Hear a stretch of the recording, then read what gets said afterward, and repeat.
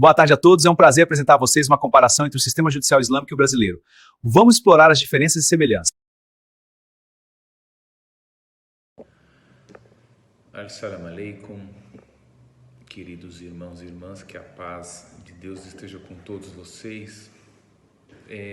Como devem ter percebido, nós estamos fazendo um voo panorâmico sobre a matéria penal da Sharia, o direito penal islâmico. Não é possível, num curso tão curto quanto esse, falarmos de todos os tipos penais, né? Isso seria absolutamente impossível. Então, o critério foi falar de alguns, e geralmente aqueles que causam mais polêmica ou sobre o qual existe mais preconceito por parte de não muçulmanos, que geralmente exageram nos contornos que a Sharia dá a esses crimes. Nós vamos falar agora de crimes patrimoniais e eu basicamente vou focar no furto e no roubo, né? Que há muita lenda urbana sobre isso.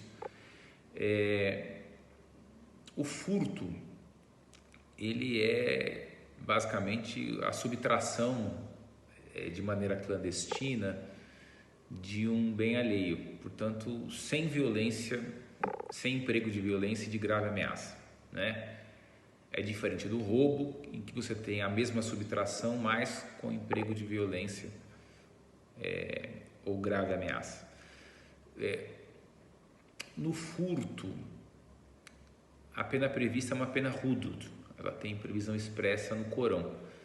E se vocês lerem o Corão 5:38, vocês vão perceber que neste versículo se prevê expressamente para o furto a amputação, né? Mas não se diz qual mão deve ser amputada. A jurisprudência construiu a ideia de que se deve amputar, pelo menos numa primeira condenação, a mão direita, né? Já no roubo, não se trata propriamente de um crime contra o patrimônio. Tende-se a ver o roubo como um crime contra a própria ordem social em razão do emprego da violência ou da grave ameaça. Como se fosse um crime que afetasse menos a esfera patrimonial dos indivíduos e mais a própria ordem pública social. Então é um crime chamado hiraba. Eu já falei disso para vocês. Então aqui a pena é um pouco mais pesada, né? O crime é mais grave, então como é próprio um crime hiraba, você tem a punição por pena de morte ou crucificação ou amputação cruzada, você amputa ao mesmo tempo a mão direita e o pé esquerdo, ou exibe até mesmo o banimento do criminoso. São as penas que em geral se prevêem para esses crimes que afetam mais a ordem social e, portanto, menos o patrimônio da pessoa lesada. O que é muito comum de se perguntar é o seguinte: tá bom, o sujeito teve um primeiro furto e aí corta a mão direita, e se ele for reincidente, né?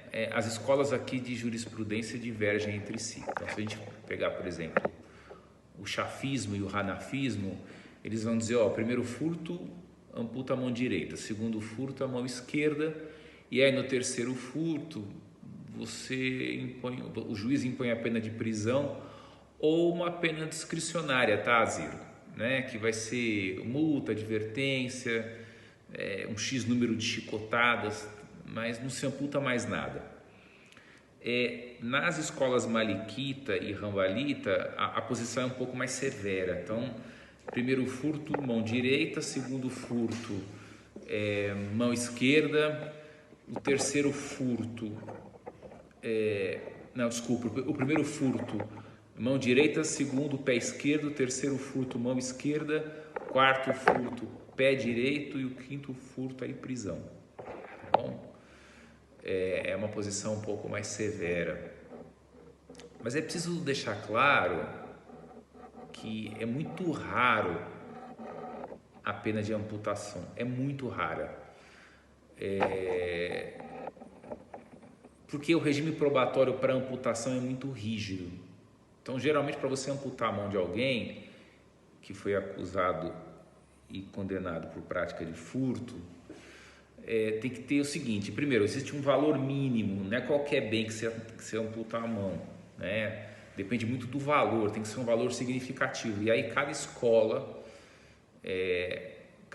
vai ter o seu teto, tá? Geralmente é um percentual de prata ou ouro, mas então tem que ter um valor mínimo. Se for um valor abaixo, não vai amputar, aí tem outra pena, né? Aí cai naquelas penas discricionárias. No TASIR, o juiz vai escolher uma pena caso a caso, né? Então, primeiro, tem que ter um valor mínimo. Segundo, o bem que foi furtado, ele tem de estar num lugar protegido e não num lugar exposto, né? Você não pode, se for um bem muito exposto que facilite o furto, aí você não vai também aplicar amputação. Terceiro, esse bem tem que ser tomado secretamente, o autor tem que ser adulto, não pode ser mentalmente incapaz, tem que ter a prova do furto por 2 testemunhas confiáveis ou então a confissão do autor do crime. Ele não pode ter furtado em estado de necessidade, como fome, por exemplo, né, que é o tal do furto famélico. E também não se admite essa punição quando o furto se deu entre parentes, né? Então, se faltar uma dessas condições, continua sendo furto, né? Se houve a subtração clandestina de um bem alheio, sem a violência ou grave ameaça. Mas aí não vai se aplicar a pena hudud de amputação, é uma pena outra mais branda, tá bom? E a bem da verdade, a amputação, ela geralmente é trocada, só em casos extremos, assim, ela geralmente é trocada por uma pena TASIR, por uma pena discricionária. O juiz que vai definir no caso vai levar em consideração, né, o valor do bem furtado, enfim, vai levar em consideração se o sujeito é reincidente ou não, vai levar em consideração,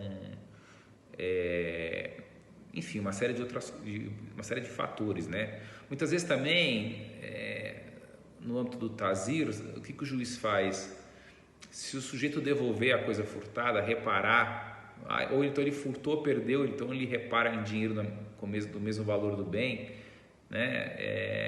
E aí há um perdão judicial, tá? Mas isso aí é caso a caso, tá bom? Na próxima aula a gente termina esse assunto e aí depois veremos outras espécies criminais.